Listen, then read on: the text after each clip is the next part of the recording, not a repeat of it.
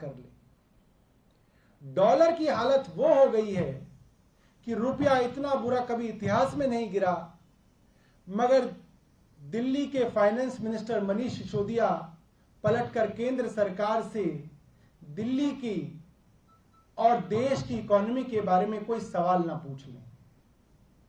मोदी जी के कॉरपोरेट मित्रों को 10 लाख करोड़ के एनपीए की राहत हो जाए मगर इस पे सवाल ना उठे, कॉरपोरेट टैक्स कम हो जाए मगर विपक्ष चुप रहे। तो ये किस मोडस ऑपरेंडी से भारतीय जनता पार्टी काम करती है, मैं आपको कुछ उदाहरण जो है देना चाहता हूं। और उसके सबसे बड़े उदाहरण हैं शुवेंदु अधिकारी, टीएमसी के नेता थे। भारतीय जनता पार्टी का पूरा कैंपेन शारदा चिट स्कैम और शुवेंदु अधिकारी के खिलाफ था और कई महीने तक ये जो है पूरा का पूरा नैरेटिव भारतीय जनता पार्टी का चला।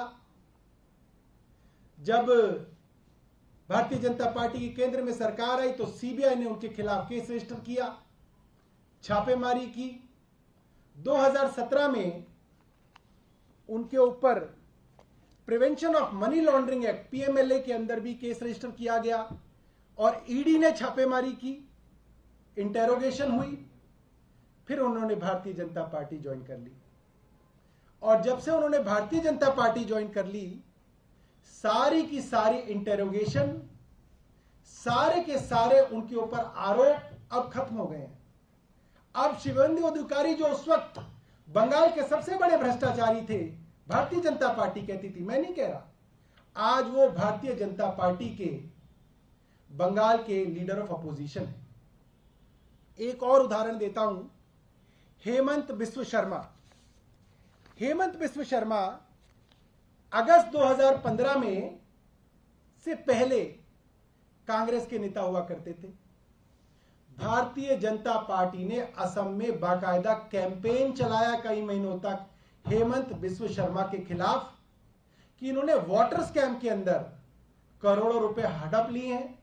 भारतीय जनता पार्टी ने बाकायदा बुकलेट निकाली हेमंत बिस्व शर्मा के नाम पे कि इनसे बड़ा भ्रष्टाचारी कोई नहीं हो सकता और पूरी कैंपेन हेमंत बिस्व शर्मा के खिलाफ थी। और यह मामला यहां तक बढ़ा कि अमेरिका की गवर्नमेंट ने भी इस मामले के अंदर केस दर्ज किया और अमेरिका की गवर्नमेंट ने भी यह कहा कि इसके अंदर किसी मंत्री को पैसे दिए गए हैं और भारतीय जनता पार्टी कहती थी कि वो मंत्री हेमंत बिस्व शर्मा हैं। और आज हेमंत बिस्व शर्मा असम में भारतीय जनता पार्टी के मुख्यमंत्री हैं। जिनके खिलाफ कैंपेन चलाया उनको आपने पार्टी ज्वाइन कराई और अब वो आपके यहां मुख्यमंत्री हैं। मुकुल रॉय 2017 में 3 नवंबर 2017 में उन्होंने भारतीय जनता पार्टी ज्वाइन की और भारतीय जनता पार्टी ज्वाइन करने से पहले मुकुल रॉय बंगाल के सबसे बड़ा भ्रष्टाचारी हुआ करते थे। शारदा चिट स्कैम और नड़ादा स्कैम के अंदर सबसे बड़े आरोपी की तरह भारतीय जनता पार्टी ने इनके खिलाफ कैंपेन चलाया, इनके ऊपर मुकदमे किए गए। इनके और इनके साथ 12 टीएमसी के लोगों का स्टिंग भारतीय जनता पार्टी ने रिलीज किया और खूब प्रचारित किया और उसके बाद भारतीय जनता पार्टी के अंदर ये शामिल हो गए। और जब ये शामिल हो गए तो इनके ऊपर सारी इन्वेस्टिगेशन, सारी की सारी जो कार्रवाई है वो ठंडे बस्ते में चली गई। भारतीय जनता पार्टी ने इनका नाम लेना भी बंद कर दिया। इसके बाद मैं उदाहरण दूंगा नारायण राणे, महाराष्ट्र के गद्दावर नेता नारायण राणे के ऊपर भारतीय जनता पार्टी ने आरोप लगाए, कैंपेन चलाया, मनी लॉन्ड्रिंग का केस ईडी ने दर्ज किया। उसके बाद इनके ऊपर एक जमीन घोटाले के अंदर बड़ा कैंपेन भारतीय जनता पार्टी ने चलाया और फिर भारतीय जनता पार्टी के अंदर आ गए और ये सारे मामले जो है ठंडे बस्ते के अंदर चले गए। इस तरीके के मेरे पास 3 दर्जन मामले हैं। क्या तो वो मुकुल राय हो, क्या वो सुखराम जी के बेटे अनिल शर्मा हो जिनके खिलाफ फर्स्ट टेलीकॉम स्कैम में भारतीय जनता पार्टी ने कई सालों तक कैंपेन चलाया, चाहे वो पेमा खुंडू हो जिनको आज अरुणाचल प्रदेश का मुख्यमंत्री बनाया हुआ है, उनके और उनके साथ कई साथियों के ऊपर भारतीय जनता पार्टी ने कैंपेन चलाया कि वहां के तत्कालीन मुख्यमंत्री ने जब सुसाइड किया था तो इनके बारे में कई बातें लिख के वो मरे थे और इनके ऊपर कैंपेन चलाया। फिर ये भारतीय जनता पार्टी में शामिल हुए और फिर भारतीय जनता पार्टी ने इनके बारे में कुछ भी कहना बंद कर दिया। इसके अलावा Baijayant Panda, money laundering, violation of foreign exchange management act के अंदर भारतीय जनता पार्टी ने इनके ऊपर आरोप लगाए। जब ये भारतीय जनता पार्टी के अंदर 2019 में शामिल हो गए तो जांच ठंडे बस्ते में चली गई। पुरुषोत्तम साबरिया, इनके ऊपर गुजरात के अंदर इरिगेशन स्कैम में पूरा का पूरा कैंपेन चलाया, मुकदमे किए, दबाव बनाया। 2019 में इन्होंने भारतीय जनता पार्टी ज्वाइन कर ली, सारी इन्वेस्टिगेशन ठंडे बस्ते में। शुभेंदु अधिकारी आपको बता चुका हूं। और इस तरीके से दर्जनों ऐसे बड़े बड़े नेता अलग अलग राज्यों में रहे हैं जिनके खिलाफ भारतीय जनता पार्टी की सेंट्रल लीडरशिप ने एक कैंपेन चलाया, ईडी और सीबीआई से मुकदमे दर्ज कराए, उनके घर और उनके साथियों पर छापे डलवाए, उनको बदनाम किया।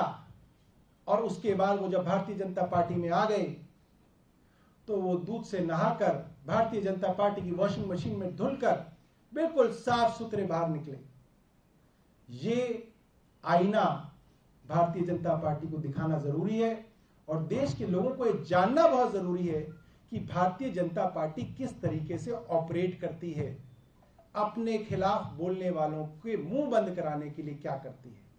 आज दिल्ली के उप मुख्यमंत्री ने यह खुलासा किया कि उनके ऊपर जो सीबीआई की, ईडी की धरपकड़ हो रही है, उससे संबंधित उनको एक मैसेज आया है भारतीय जनता पार्टी से। भारतीय जनता पार्टी ने कहा है, आप भाजपा में आ जाइए, आपके सारे केस हम सुलट लेंगे। सोचिए भारतीय जनता पार्टी आज किस हद तक गिर चुकी है। और मनीष सिसोदिया जी ने क्या कहा, मुझे लगता है जिन लोगों ने मनीष सिसोदिया के नाम का मजाक उड़ाया, उनके नाम के साथ जुड़े हुए सिसोदिया शब्द का मजाक उड़ाया, उनको भी ये बहुत बड़ा करारा जवाब है। मनीष जी ने बोला जो सिसोदिया लिखा हुआ है ना, ये महाराणा प्रताप के वंश से आया है शब्द। हम वो सिसोदिया हैं जो अपनी गर्दन दे सकते हैं मगर गद्दारी नहीं कर सकते। तुम्हें जितने मुकदमे करने हैं कर लो, फांसी पे लटकाना है लटका देना। हम महाराणा प्रताप के राजपूत वंशज हैं, सर कटा देंगे मगर देश के दुश्मनों के साथ दोस्ती नहीं करेंगे, भ्रष्टाचारियों के साथ हाथ नहीं मिलाएंगे मनीष सिसोदिया। और आज इस पार्टी को, पूरी दिल्ली को मनीष सिसोदिया के ऊपर गर्व है।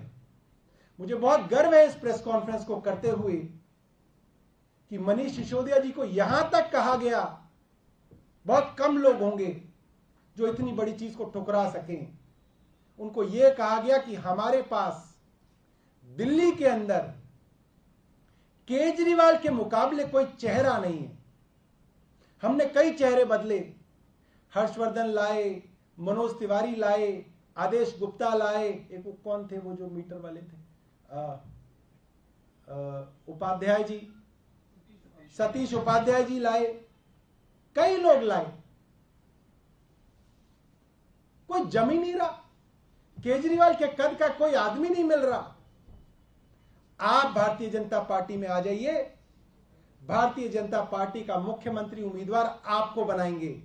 आपकी अच्छी छवि है, लोग पसंद करते हैं, आपका बड़ा करियर है, आप आगे तक जा सकते हैं। उप मुख्यमंत्री जी ने कहा, मैं महाराणा प्रताप का वंशज हूं। अरविंद केजरीवाल मेरे गुरु हैं, मेरे मुख्यमंत्री नहीं है, मेरे गुरु हैं। उनके साथ गद्दारी नहीं कर सकता। और मनीष सिसोदिया जी का सपना उन्होंने बताया कि मेरा सपना देश के हर बच्चे को अच्छी शिक्षा देना है।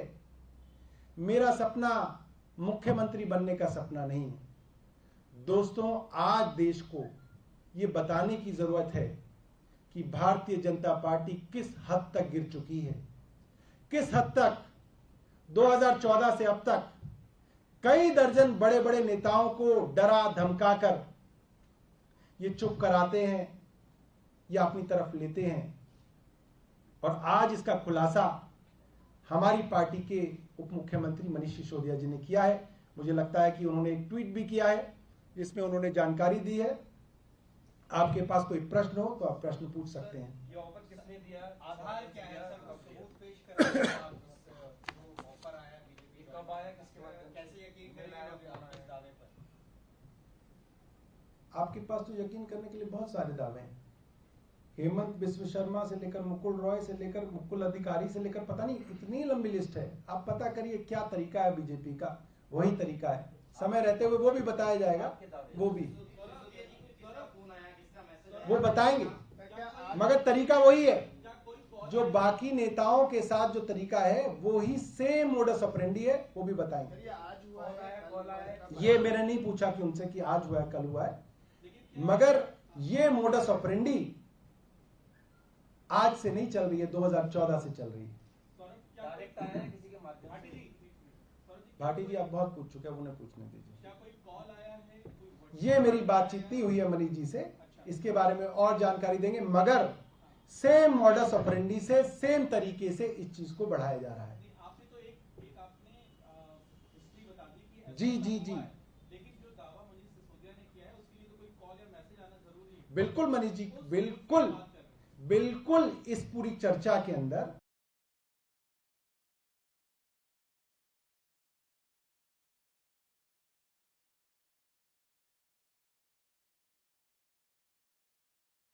और ये सवाल भारतीय जनता पार्टी से जरूर पूछना मेरे दोस्तों कि ऐसा क्या हो जाता है कि जिसके खिलाफ भारतीय जनता पार्टी कैंपेन चलाती है, और आज तो सारी एजेंसीज भी भारतीय जनता पार्टी के अधीन है, जब वो आदमी भारतीय जनता पार्टी के अंदर आ जाता है तो सारे केस ठंडे बस्ते के अंदर चले जाते हैं, सारी इन्वेस्टिगेशन खत्म हो जाती है, सारी कैंपेन बंद हो जाती है।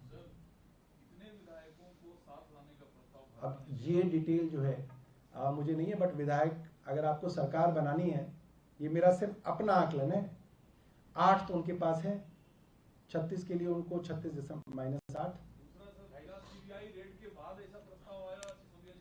असल में क्या वो प्लेन में चढ़ गए तो मेरी इस बारे में पूरी बात नहीं हुई है, वो गुजरात पहुंच रहे हैं, मगर ये मोडस ऑपरेंडी सेम है। अगर इतना बड़ा कोई ऑफर है तो फिर बीजेपी के उस नेता को एक्सपोज करने में कर तो दिया, आज हमने पूरा एक्सपोज कर दिया। सब करेंगे, धीरे धीरे सब करेंगे। हम तो आपको कह रहे हैं ना, भारतीय जनता पार्टी से पूछिए आप कि आपने इतनी बड़ी कैंपेन चलाई हेमंत बिस्व शर्मा के खिलाफ, क्या हुआ? सारे केस खत्म क्यों हो गए? मुकुल रॉय के पास क्या हुआ? शुभेंदु अधिकारी का क्या हुआ?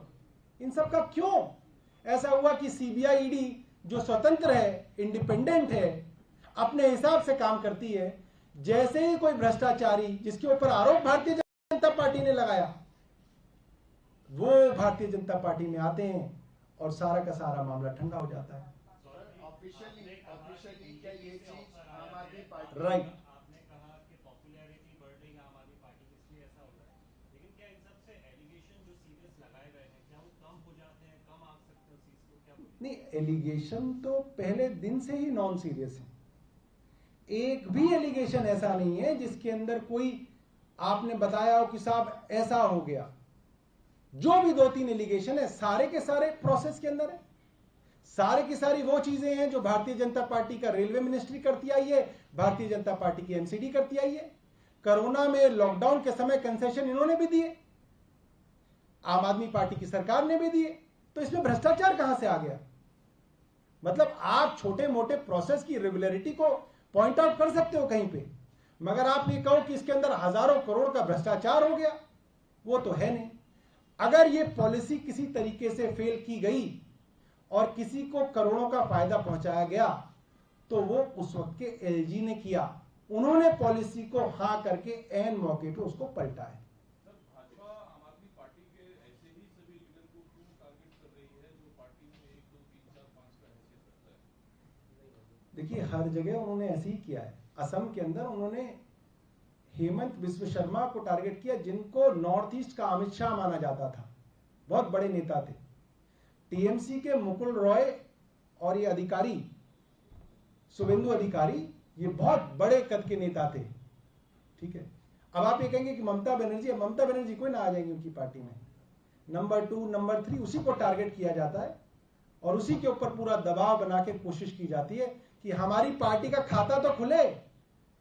ये मोडस ऑपरेंडी है। अभी आपने कहा कि भ्रष्टाचार जो है वो पूर्व एलजी में है, तो गड़बड़ियां क्या उन्होंने की है? आप चाहते हैं कि जांच उनके खिलाफ? किनके खिलाफ हो? अभी पूर्व एलजी का जिक्र आपने किया, जो आपने कहा कि देखिए, जांच की शुरुआत ही सीबीआई को एलजी साहब के उस फैसले से करनी चाहिए जिसके अंदर पहले उन्होंने कहा कि दिल्ली के 100% एरिया के अंदर इतनी दुकानें खुलेंगी, और बाद में उसमें उन्होंने 40% एरिया हटा दिया और बोला कि बाकी 60 में खुलेंगी। उससे जिन भी ठेकेदारों ने, जिन भी लाइसेंसीज ने अपनी बिड डाली थी, वो लोग हाईकोर्ट गए। करीब आधा दर्जन पिटीशन हाईकोर्ट ने डिसाइड किए। हाईकोर्ट का आदेश हुआ सरकार को कि आप इनके पैसे वापस कीजिए। सरकार को 30% फीस वापस करनी पड़ी और पॉलिसी के अंदर सरकार के रेवेन्यू के अंदर घटना जो है वो शुरू हो गया। ये सब मैटर ऑफ रिकॉर्ड है, हाईकोर्ट के अंदर ये चीजें डिसाइडेड है।